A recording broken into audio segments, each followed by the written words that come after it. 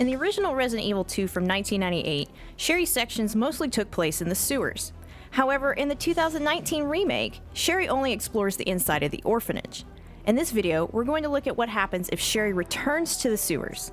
Previously, I explored what happens when Ada goes through Leon's chapters of the sewers, so if you'd like to see that, there will be a link in the description below. Now, obviously Sherry can't just simply get into the sewers, so first we need to complete a couple of steps.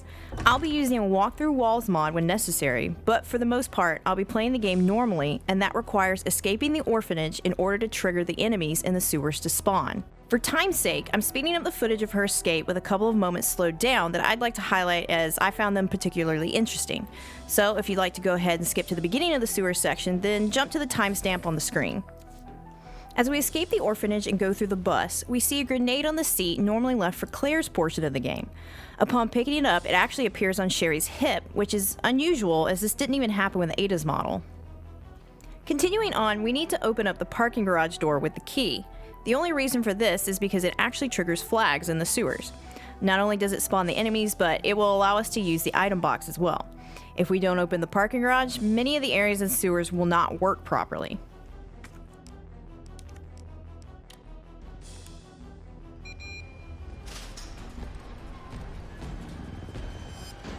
As you can probably guess, using the parking garage key causes Mr. X to spawn.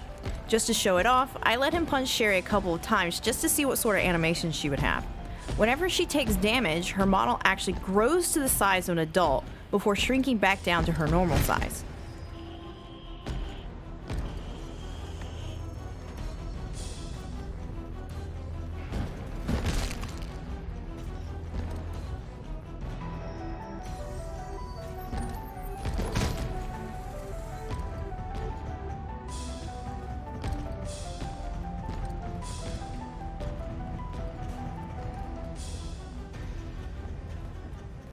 We're heading back to the orphanage now, so I'm going to speed up the footage again, mainly because there isn't anything too interesting that happens on the way back.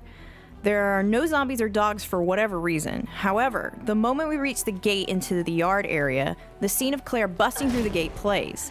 Immediately afterwards, though, the game remembers that we're Sherry, and we can continue on.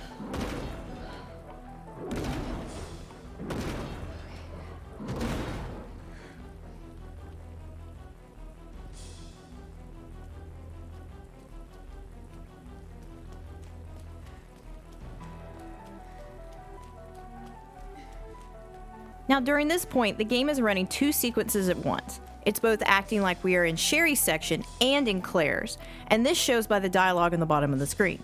Now normally when Claire comes here, Iron dies, we find a trap door, meet up with Sherry, and eventually head into the sewers via the elevator. Oh no, it's him.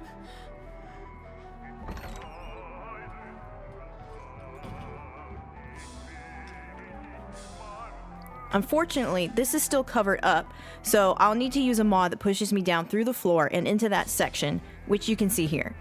This is the basement directly beneath where we were standing, so we can continue.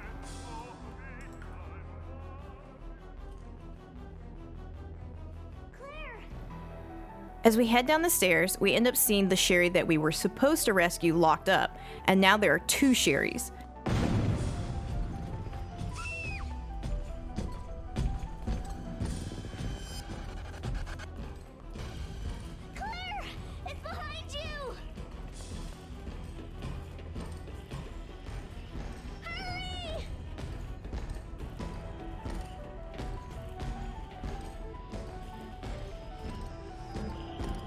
When we run into the elevator, it triggers the cutscene with Claire. There was nothing of interest that happened here, so I'll skip the cutscene.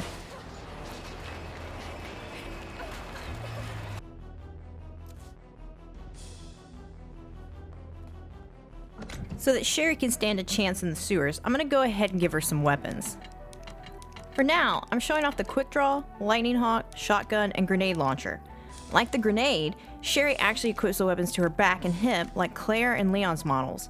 Even more interesting is her rate of fire. For the sake of the video and to properly show off the weapons, I've given her infinite ammo, but that aside, Sherry fires every weapon in the game at an insanely fast speed. I've done no modifications to how fast she fires. This is just how quick she normally shoots. If you'd like to see a separate video showcasing all the weapons that she can wield, let me know in the comments below.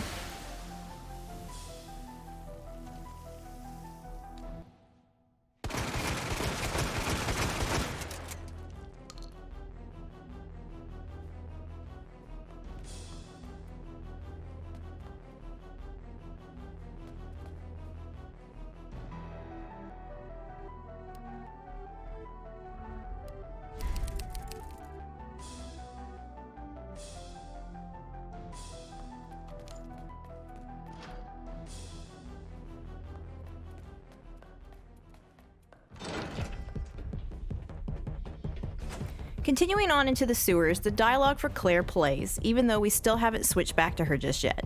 In this section, when we drop into the sewers, Sherry for some reason lands on an invisible layer and will continue to walk above the water.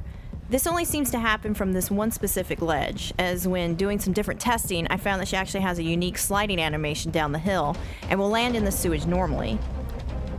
To remedy the airwalk, I need to put Sherry on a ledge using the Walk Through Walls mod, then jump back down so she will land in the water normally. She has a proper animation for jumping off into the water and doesn't seem to have any issues when walking in the sewage. In fact, she even has an advantage in that she can duck down below the waterline to view what's down there.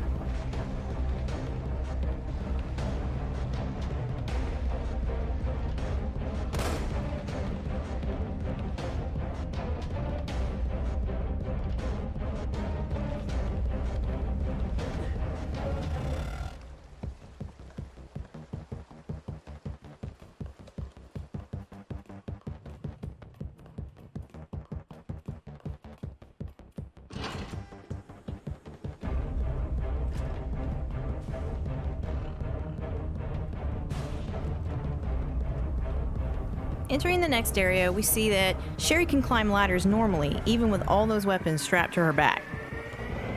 Sherry is an absolute monster in combat. In just a few seconds, we've cleared the ring.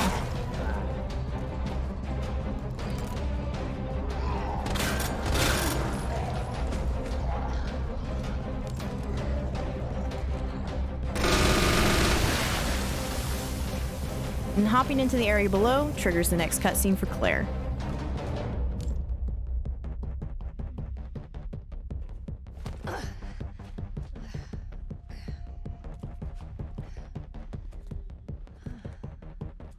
What is this? Much like when we were playing as Ada, we are instantly warped to where Sherry's model normally should be, which is in the garbage disposal. We see the other Sherry here T-posing, but her eyes move in the same way ours do. She's still treated like a real NPC, as the game will not allow me to point a weapon at her.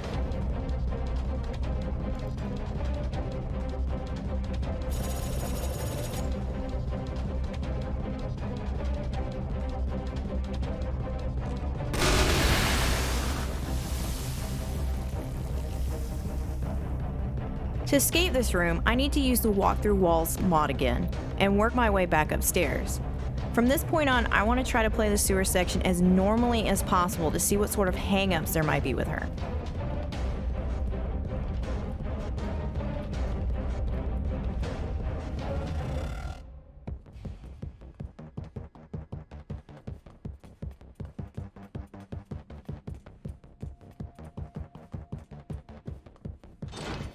One of the first major problems we come across is at the very beginning.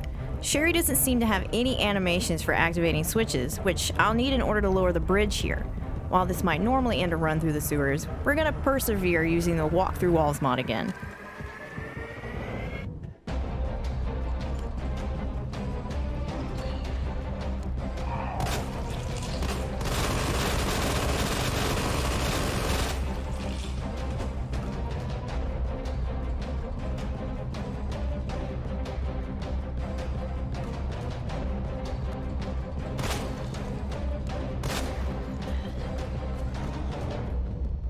Down the stairs, Sherry quickly dispatches the zombies, but again comes across another hang-up as we normally need to pull another lever to open the gate.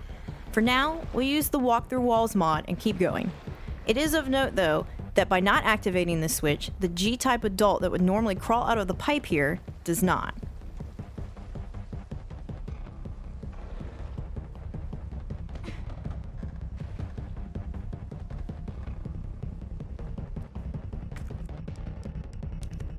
I wanted to see if zombies were actually able to grab Sherry.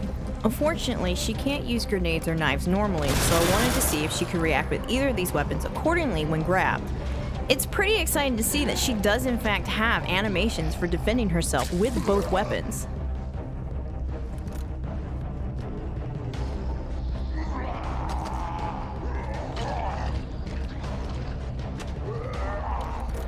The next thing I wanted to see was if she had a proper animation for pushing the bookcase outside the elevator, which, as we can see here, she does, but it causes her model to enlarge to that of an adult again before shrinking back down.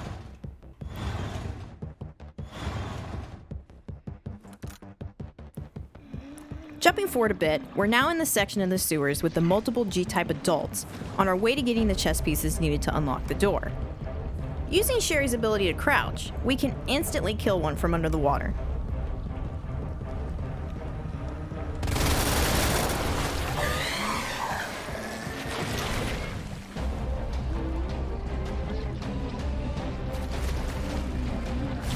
With the next one, I wanted to check her animations again. First, I let her use a grenade on it. Then second, I let it poison her.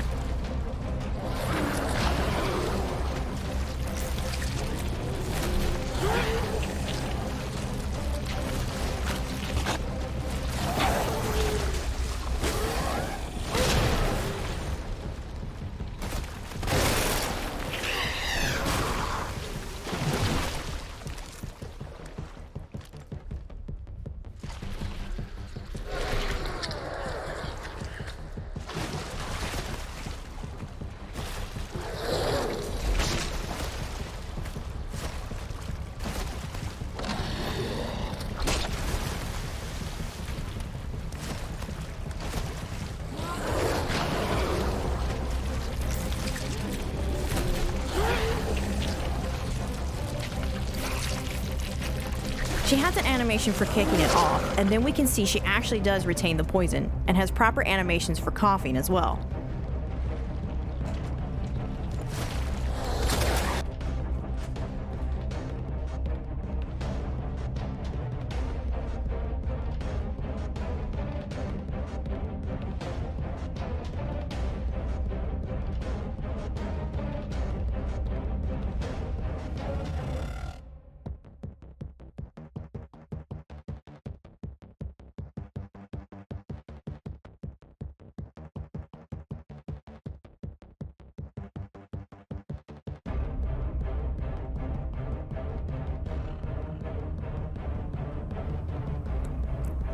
Coming up, we have a similar issue that happened with Ada in the same exact location, which results in the game getting caught up in an eternal loading screen when the final G-type adult spawns.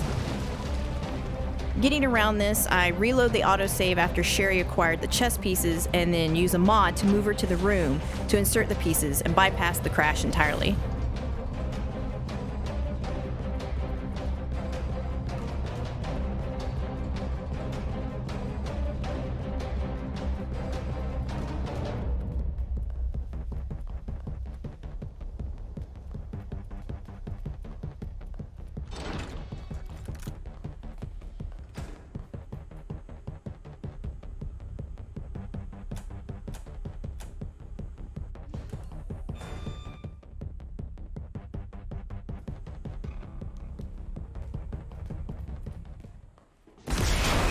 Now, we have the showdown we've been waiting for.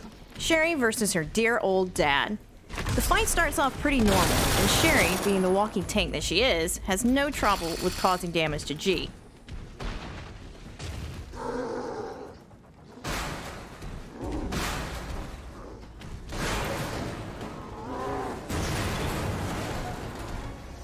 When he busts in, we run outside and again see that she does have proper animations for being in the rain.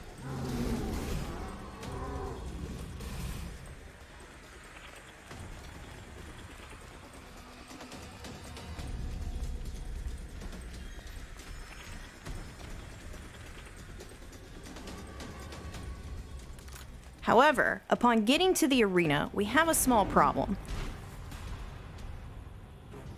Sherry can't push the button. She doesn't have any animations to activate the crane, and therefore we can't actually beat this boss no matter how much damage we do to him. But that doesn't mean we can't mess around and see what happens in this fight.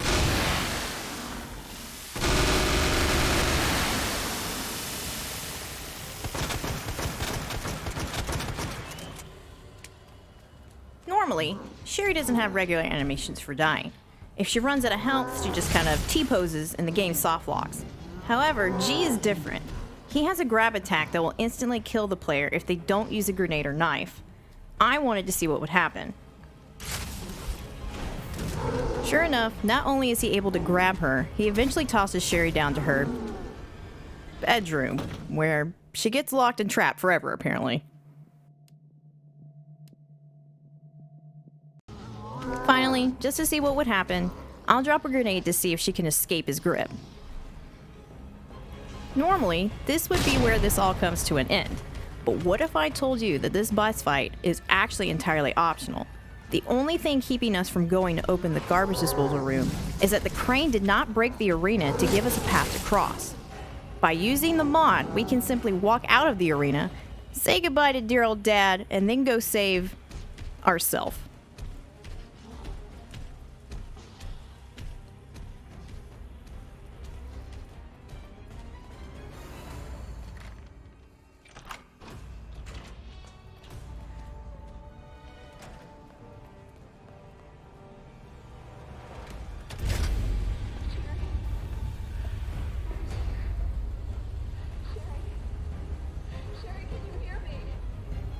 Things take a turn here. We still are Sherry, but the game wants us to be holding Sherry. To do this, the game stretches her out, but other than that, they are identical, even gaining the growth around her eye.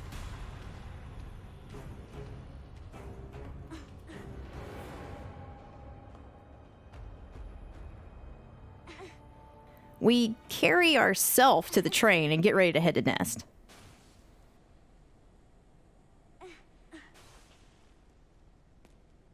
When the cutscene plays, this is when things get extra wonky. Claire takes back over and Sherry's duplicated.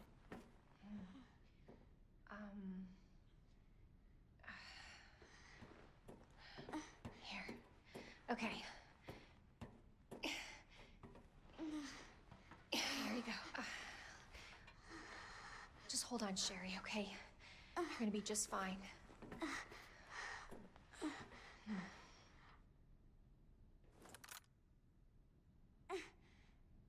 When the scene finishes, we're back to normal Sherry size, but have the second Sherry attached to her face and can't actually rid ourselves of her for the time being.